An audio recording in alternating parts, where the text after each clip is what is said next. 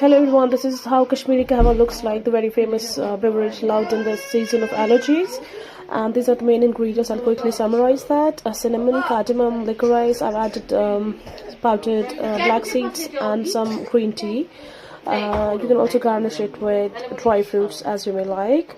And instead of sugar, it's better to replace that with honey to get those benefits of honey.